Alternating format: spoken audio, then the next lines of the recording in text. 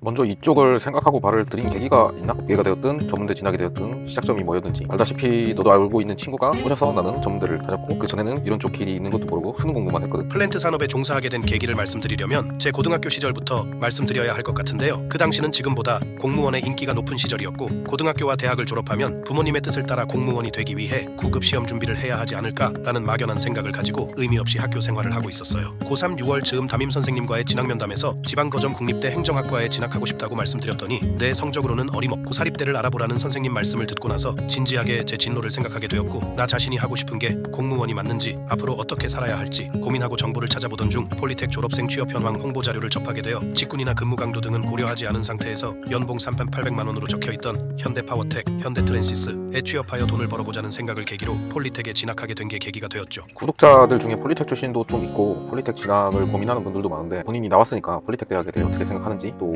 교수 추천으로 취업을 한 경험도 있고 공채를 뚫고 이직을 한 경험도 있는데 본인의 폴리텍 경험에 대해서 이야기를 좀 해줄 수 있을까? 현재 결과로 봤을 때 취업 준비를 하는 과정에서 치파님을 포함하여 많은 조언과 도움을 준 지인들을 만나게 된 점과 대졸 및 문과 전공자는 지원할 수 없는 대기업 생산 전문직의 지원 자격이 생겼다는 점 때문에 인문계 문과에서 폴리텍을 간 것이 신의 한 수였음을 인정해야 하지만 폴리텍 대학 자체에 대한 시선은 부정적이에요. 최근에는 어떤지 모르겠으나 제가 졸업한 지역의 폴리텍 기계과는 우리 산업기술인 육성이라는 설립 목적을 바탕으로 학생들의 장래보다는 폴리텍을 홍보하는 데 쓰이는 취업률을 높이기 위해 용익꼬리보다 뱀이머리가 낫다며 중소기업에 들어가 기술을 배우라는 교수들의 분위기 조성이 강했고 대기업 취업 준비를 위해 전공 이외의 자격증 취득, 위험물, 산업안전에 대해서는 지도 교수가 여러 학우들 앞에서 공개적으로 비난하는 경우도 여러 번 목격했기 때문이죠. 대기업 고초대졸 전형을 준비하시는 분들께 폴리텍보다는 네임드 전문대 진학을 추천드리지만 저와 같이 문과에서 전향하거나 개인적인 사정으로 폴리텍에 진학하실 예정이거나 재학 중이신 분들은 교수나 다른 재학생들이 말하는 기술 배우면 평생 먹고 산다는 말에 흔들리지 마시고 뜻이 맞는 학우분들을 만나 서로 도우며 원하는 회사에 취업하셨으면 좋겠습니다.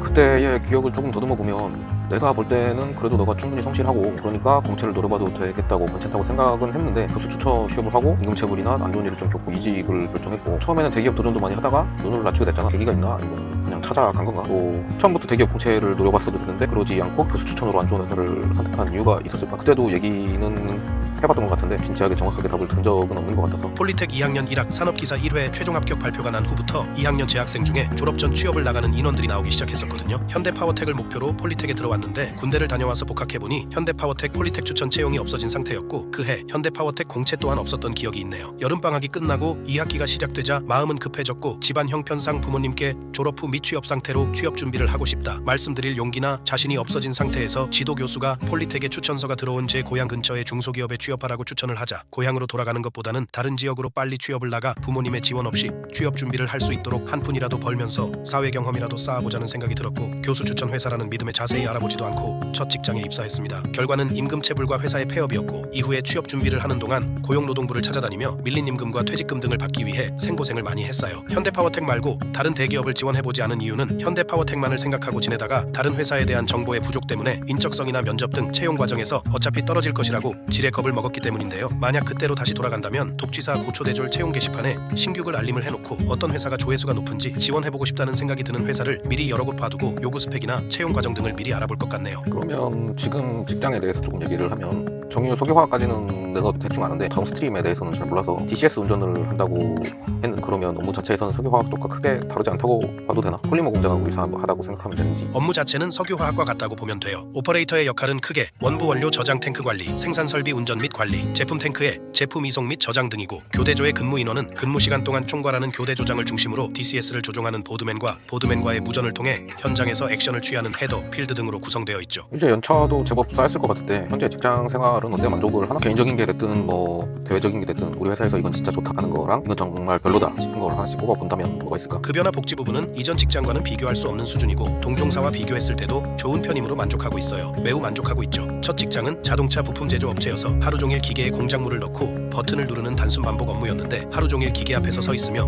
공작물을 끼우고 빼는 것이 너무 지루했거든요. 현재 직장은 플랜트 운전의 업무를 하고 있으니까 현장을 다니며 설비를 확인하고 수리 점검이 필요할 시 사전 작업을 해주는 일을 하다 보니 이전 직장보다 신경 쓸 것도 많고 배워야 할 것이 많다는 게 장점이자 단점으로 작용하는 것 같아요. 굳이 단점을 따지자면 교대조 근무 인원들과 함께 일하고 같은 대기실에서 대기하는 시간이 많은데 사람 사는 곳이 다 그렇듯 자신과 성향이 안 맞는 직원과 같은 근무제 걸리면 상당히 피곤한 경우가 생길 수 있다는 거죠. 이제 구독자분들이 보내주신 질문에 답을 좀 줬으면 하는데, 먼저 직무상에서 어려운 점이 무엇인지, 어떤 방법으로 극복했는지 궁금합니다 하는 질문에, 장치 산업에 처음 근무하다 보니 P&ID와 회사에서 기본적으로 작성해 놓은 공정 설명 자료로는 부족함을 많이 느꼈거든요. 용수나 압축 공기 스팀 등을 관리하는 동력과에서 일하는 동안 에너지 관리 기사를 공부하며 학습한 내용을 현장에 대입시켜 보고자 노력했고, 실기까지 최종 합격할 때쯤 회사의 현장에서 운전 중인 공정에 대해 원가 절감 등을 위한 개선 제안을 낼 수 있을 정도로 개인적인 발전을 할 수 있었어요. 저처럼 굳이 자격증을 취득할 필요는 없겠지만 설비에 대한 궁금증이 생기면 대부분의 설비는 자료나 매뉴얼 등이 있기 때문에 메이커에서 배포한 운전 매뉴얼 등을 회사에 요청하거나 인터넷 검색을 통해 자료를 찾아보는 태도가 있다는 것을 어필하면 신입사원으로서 좋은 이미지를 줄 수 있을 것 같네요. 이분은 면접이나 자기소개서를 준비하시는 분 같네. 같은 분 두 번째 질문인데, 직무 관련해서 팀워크 활동의 구체적인 예시를 듣고 싶습니다 라고 질문하셨네. 플랜트 장치 산업은 일정 기간 전체 공정을 멈추고 정비를 갖는 TA 기간이 있어요. 제품 생산을 정상적으로 하고 있는 동안에는 정해진 로그시트 작성이나 반복되는 작업을 하지만 TA 공장을 꺼야 하는 경우 정해진 절차대로 해야 할 일들이 많기 때문에 혼자서는 못하고 조원들의 도움을 받아야 하는 일이 생기게 되죠. 배관을 용접하거나 절단이 필요한 경우 내부에 남아있는 오일을 불활성 기체로 퍼지하는 작업을 예로 들 수 있는데, 밸브 조작 순서 등을 사전에 조율해놓고 실제로 조작할 때는 무전기를 사용하며 서로의 상황을 이해해야 하고, 예상치 못한 변수가 발생하면 서로 도와주는 팀워크가 필요한 작업라고 볼 수 있죠. 만약 팀워크가 발휘되지 않으면 퍼지가 충분히 되지 않거나 내용물을 배관 밖 주변에 오염시키는 상황이 벌어질 수도 있으니까요. 다음 질문은 생명공학과, 과학공학과가 아니라고 말씀을 하셨네. 그 출신이 있는지, 없으면은 비전학위 출신이 조금이라도 있는지, 가능성이라도 있는지 궁금해 하시는 분이 있네. 비전학위 출신 꽤 적지? 우리 같은 경우는 기계 전기 출신들은 좀 있는데, 다운스트림도 더 그럴 것 같은데 어때 쪽? 생명공학과 졸업생은 저희 회사에서는 못 본 것 같고, 유사한 과를 졸업한 직원을 품질 분석 쪽에서는 봤어요. 그 다음은 학교 실험실 랩 단위에서 배운 크로마토그래피, LC/GC 등 UV, MS 등의 이론 교육 및 경험이 품질 분석 시험 부서뿐만 아니라 생산 현장에서도 의미 있게 적용될지, 면접에서 어필했을 때 면접관이 좋아할지라고 질문하셨네. 나는 현장에서는, 생산부서에서는 전혀 의미가 없다고는 생각은 하는데, 면접에서는 이거는 화공하고 관련된 거니까 잘 풀어내기만 하면 충분히 어필이 가능할 것 같거든. 생산팀보다는 품질 분석팀에서 좋아할 것 같은데요. 생산팀에 어필할 수 있는 점을 찾아보자면, 실험 장비를 학교에서 배워 생산 현장에서 채취한 시료를 어떻게 분석하는지 알고 있으므로 잘못된 시료 채취로 인한 오차나 변수를 더 잘 알고 있다는 점 정도일 것 같아요. 다음 질문, 다른 산업에서의 경험, 예를 들면 바이오 공정, 바이오 리액터 등 근무한 경험과 설비에 대한 교육을 받았는데 화학산업으로 넘어갈 때 도움이 되는지,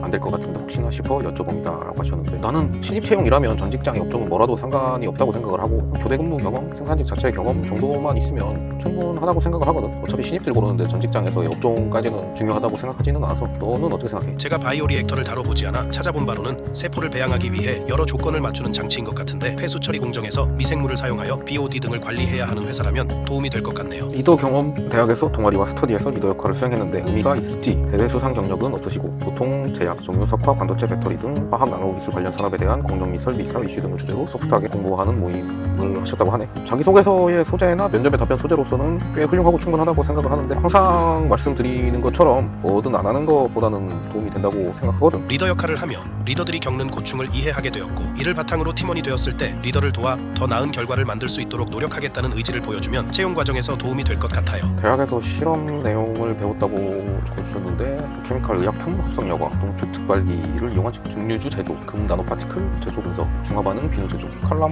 크로마토그래피를 사용하여 각성도 차이를 이용한 미지시료 분리, 화학 관련 실험 중 이러한 경험들이 있는데, 이중 현직자님이 생각하시기엔 화학업계에 입사시기에 유의미한 도움될 경험이 있을지. 되게 학교에서 하는 실험들은 학교에서 끝이고, 사실 굉장히 통제된 실험이니까 직무 면접의 소재로서는 굉장히 좋고 뭐든 사용 가능하고, 대신에 통제된 실험하고 현장의 실무는 완전히 다르다는 것을 아셔야겠지. 그래서 크게 직접적으로 도움될 거라는 거는 없다고 나는 생각을 하네. 말씀해주신 것들 중에 크로마토그래피만 들어봤네요. 저희 회사 품질 분석에서도 사용 중이고요. 품질 분석팀에서 환영할 것 같아요. 마지막으로 본인 회사에 후배로 입사하기 꿈꾸는 사람들이 있다면은 조언해줄 말이 있는지, 또 더 좀 넓혀서 대기업 생산직을 준비하는 모든 사람들과 구독자분들께 마지막으로 조언해 주실 게 있는지. 공채를 합격하는 것은 분명 쉬운 일이 아니죠. 수많은 경쟁자들보다 더 낫다는 것을 서류, 인적성, 면접, 인턴 과정에서 끊임없이 증명해야 하니까요. 저 또한 첫 직장에서 퇴사 후 1년 정도 이력서를 내며 불합격을 겪어본 결과 본인 스스로 노력도 해야 하지만 운도 필요한 게 맞다는 생각이 많이 들었거든요. 이 영상을 보고 계신 분들 모두가 원하는 회사에 단번에 합격하시길 바라지만, 저와 같이 몇 달 혹은 해를 넘기며 실패를 경험하실 분도 계실 거예요. 불합격을 통보받고 사람이기에 어쩔 수 없이 생기는 아쉬움은 최대한 짧게 가져가시고, 왜 떨어졌는지, 만약 같은 기회가 다시 온다면 된다면 다음번에는 어떤 점을 개선하여 더 나은 결과를 받을 것인지 생각해보는 시간을 가지시며